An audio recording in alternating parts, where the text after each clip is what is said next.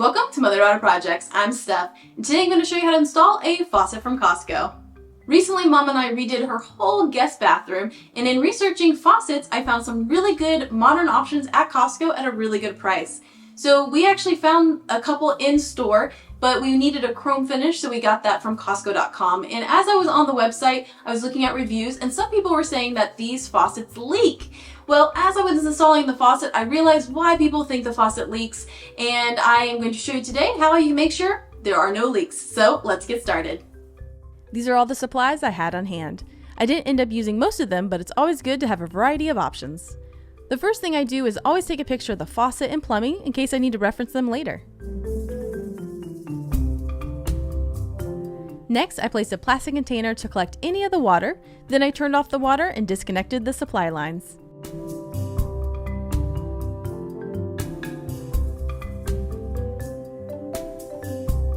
You can see some water drain from the first one.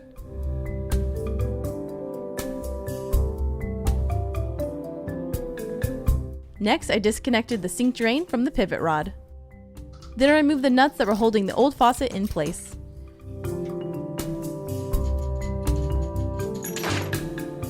With the faucet loose, I removed it and the seal. Here you can see a putty-like material. This is called plumber's putty, and we'll talk a little bit more about that later. Mom easily cleaned this up with a Scotch Brite green pad.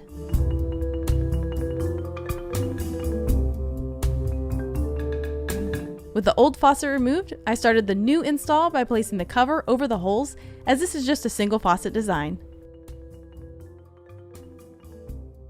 This is the underside, and you can see there's a mounting plate and nut that secures to the sink.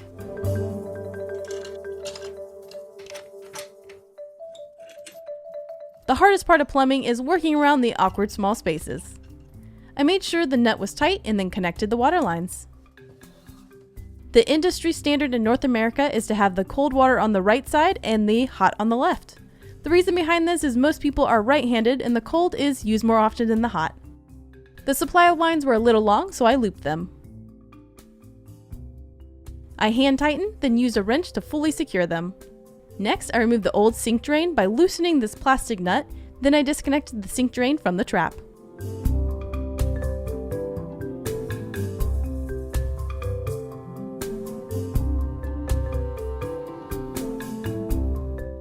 You can see some more water came out at this point. Again, my plastic container is still underneath. Make sure you keep all these parts as you'll use the trap with the new sink drain. This drain comes in two parts, so I unscrewed the bottom, then I pulled the drain out of the top.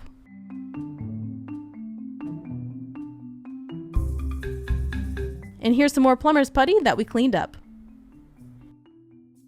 Now it's time to install the new sink drain. This is a push button type, which means I don't need a rod on the back of the faucet to make the drain go up and down. I first removed the nut and made sure the drain fits in the sink, and it does. Before officially placing this, we need to seal it so there are no water leaks. The traditional way to seal this would be a product called plumber's putty, which is a clay-like component that makes a watertight seal. I was going to use this, and then I read that plumber's putty should not be used on plastic as it will affect the integrity of the material and lead to product failure. As this sink drain seems to be made of plastic, I didn't want to risk it and went with the second option of a clear silicone. And if you use this option, be sure to let it fully cure before testing out the water. So here I am adding a good amount to the underside of the sink drain, and then I put it in place and cleaned up the excess. There's a gasket that goes on the bottom of the sink drain, so I'm going to add silicone for a top and bottom seal. I decided to go with a small amount of silicone as I don't need a ton, but it was a little bit of a struggle to get it out of the container, so in the future I would probably buy the version that's in a caulk tube and use our Ryobi battery-powered caulk gun to make this a pretty easy process. And if you don't want to waste the leftover caulk, be sure to check out our video about this tube that preserves caulk. Then I pushed the gasket up on the sink drain and secured the nut into place. By the way, if you notice the sink looks a little different, it's because I didn't get footage of this part, and this footage is actually from my next faucet install at my house. I hand tightened the nut, then made sure it was secure with pliers.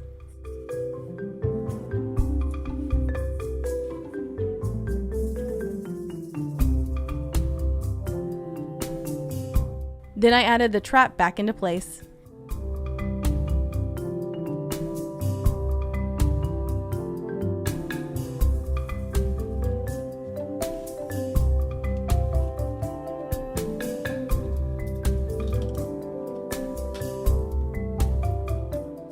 Then I left the faucet without testing it as I wanted to make sure the silicone was nice and dry.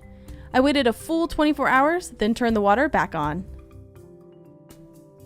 I turned on the sink and let the water run to clear out the lines. While we were at it, we added a Flow by Moen leak detector, so if there's any water present under the sink, the device will beep and we'll get an alert on our phone. This new faucet was the perfect addition to our guest bathroom makeover. And here's a look at how the push button works. I also tested out the hot and cold water to make sure the lines were placed correctly. What we learned.